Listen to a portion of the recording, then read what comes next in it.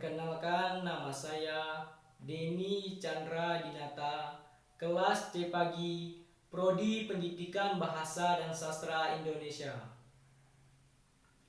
Pada video pembelajaran kali ini, saya akan membahas mengenai struktur teks cerita fantasi. Video ini bertujuan untuk menyelesaikan tugas akhir mata kuliah Media Pembelajaran Bahasa Indonesia. Dalam video pembelajaran kali ini, saya akan membahas mengenai struktur teks cerita fantasi. Teks cerita fantasi adalah sebuah teks yang berisikan narasi berjenis fiksi. Fiksi merupakan salah satu jenis narasi yang dimana penulisannya berdasarkan kreativitas dan juga khayalan penulis. Ciri-ciri teks cerita fantasi. Yang pertama, adanya keanehan, kemisteriusan, dan keajaiban. Adanya sebuah cerita fantasi didasari dengan sebuah keajaiban, kemisteriusan, dan juga keanehan yang kemudian akan dikembangkan oleh penulis menjadi sebuah cerita yang utuh. Unsur tersebut tentunya diciptakan oleh khayalan atau fantasi yang ada pada dunia nyata. Selanjutnya yang kedua, ide cerita. Ide cerita tercipta oleh daya khayalan atau imajinasi yang dimiliki oleh sang penulis. Ide cerita biasanya merupakan sesuatu yang cukup sederhana, namun memiliki kesan yang sangat menarik.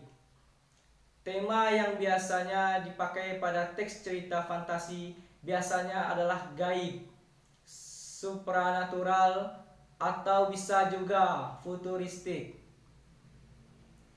Yang ketiga, menggunakan berbagai latar atau lintas waktu dan ruang. Alur cerita dan juga latar pada sebuah teks narasi memiliki sesuatu yang khas di dalamnya. Peristiwa yang terjadi yang dialami oleh seseorang tokoh bisa terjadi pada dua latar. Yang pertama, latar yang masih terdapat dalam kehidupan sehari-hari. Dan yang kedua, latar yang tidak terdapat pada kehidupan sehari-hari atau yang dikenal dengan fiksi. Rangkaian cerita dalam sebuah teks narasi dapat menembus dimensi waktu dan juga ruang. Selanjutnya, yang keempat, tokoh unik dan mempunyai kesaktian. Salah satu hal yang tak lepas dari teks cerita fantasi adalah adanya satu tokoh yang memiliki keunikan dan juga mempunyai sebuah kesaktian yang tidak terdapat di dalam dunia nyata. Biasanya tokoh tersebut dijadikan sebagai tokoh utama ataupun tokoh tambahan yang muncul di tengah-tengah cerita. Kalian bisa memperhatikannya di dalam sebuah teks cerita fantasi ataupun sebuah film yang diangkat dari teks cerita fantasi itu sendiri. Yang kelima, bersifat fiksi. Sesuai dengan nama teks ini, yaitu cerita fantasi. Tentunya, cerita yang disuguhkan di dalam berupa teks cerita fantasi atau yang biasa disebut dengan fiksi. Yang artinya, cerita yang ada di dalam teks tersebut tidaklah sungguhan dan juga tidak ada di dalam dunia nyata. Tak heran jika cerita-cerita terkadang tidak mudah untuk dimengerti oleh logika semata. Yang keenam, bahasa. Bahasa yang terdapat di dalam teks cerita narasi tersebut lebih banyak menggunakan sinonim dengan perasaan dan emosional yang sangat kental, serta juga terdapat berbagai variasi kata yang lumayan menonjol. Bahasa yang digunakan merupakan bahasa yang ekspresif, variatif, dan menggunakan bahasa sehari-hari atau bukan bahasa formal. Unsur intrinsik yang terdapat di dalam teks cerita fantasi. Unsur intrinsik merupakan unsur-unsur atau bagian yang terdapat di dalam teks cerita fantasi. Unsur ini merupakan unsur utama yang akan dijadikan landasan dalam proses pembangunan teks cerita narasi itu sendiri. Unsur intrinsik yang pertama yaitu tema. Tema merupakan suatu gagasan pokok atau ide pikiran terkait suatu hal. Biasanya digunakan untuk membuat suatu karya tulis, contohnya karya tulis teks cerita fantasi ini. Pada setiap tulisan, tentunya memiliki satu tema yang akan menjadi ide pokok dalam tulisan tersebut. Tema yang akan dapat digunakan di dalam teks cerita fantasi ini bisa menyangkut hal-hal supranatural, goib, atau hal serupa lainnya. Yang selanjutnya yaitu alur. Alur merupakan jalan cerita yang ada di dalam sebuah teks cerita fantasi. Alur juga biasanya berisikan peristiwa-peristiwa yang beruntut, rapi, dan juga saling terkait antara satu dengan yang lainnya. Bagian ini sangat berperan penting agar cerita yang kamu buat dapat dipahami dan juga tersambung antara bagian satu dan bagian yang lainnya. Yang selanjutnya yaitu tokoh dan penokohan. Tokoh dan penokohan. Tokoh adalah sebuah karakter yang terdapat di dalam teks cerita fantasi ini. Karakter ini biasanya dibuat berdasarkan cerita yang akan dibangun untuk menjadi sebuah teks cerita narasi itu sendiri. Tokoh-tokoh tersebut dapat merupakan tokoh antagonis, protagonis, dan tritagonis. Sementara penokohan merupakan suatu sifat ataupun perilaku yang diberikan pada sebuah tokoh yang ada pada teks cerita fantasi. Yang selanjutnya yaitu latar. Latar merupakan keterangan terkait dengan waktu, tempat, serta suasana yang terdapat di dalam sebuah peristiwa dalam suatu teks cerita fantasi.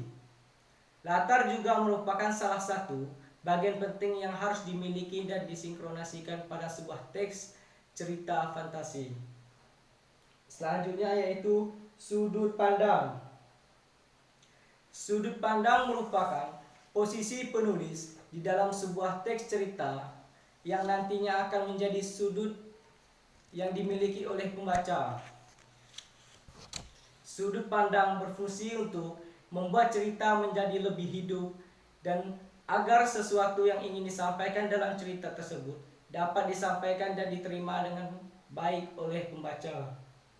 Yang terakhir yaitu amanat. Amanat adalah sebuah pesan moral yang disampaikan pada teks cerita fantasi yang di dalamnya berisi pelajaran-pelajaran berharga yang dapat kita aplikasikan ke dalam kehidupan sehari-hari. Amanat ini biasanya terdapat pada akhir dalam sebuah cerita setelah melewati konflik dan permasalahan.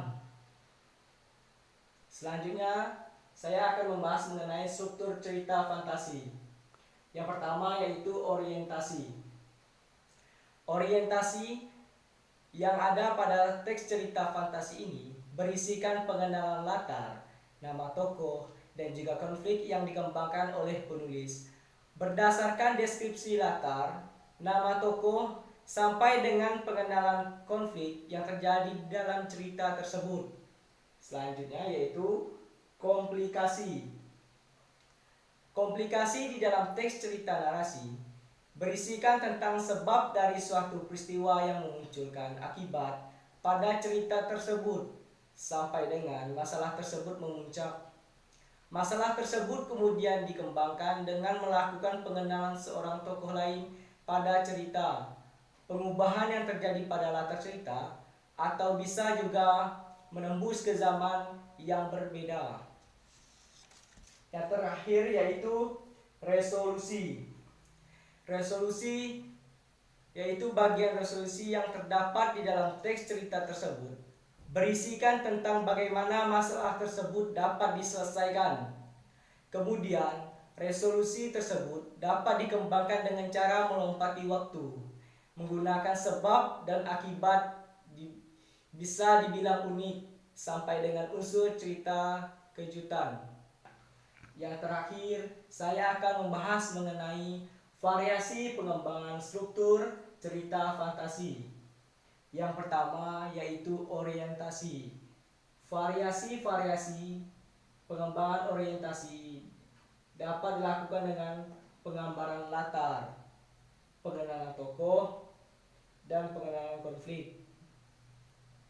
Selanjutnya, variasi pengembangan komplikasi, yaitu dapat dikembangkan dengan menghadirkan tokoh lain, mengubah latar, serta melompat pada zaman yang berbeda. Yang terakhir yaitu resolusi. Variasi-variasi resolusi dapat dikembangkan dengan lompatan waktu, sebab akibat yang unik, dengan kejutan. Sekianlah video pembelajaran dari saya. Terima kasih.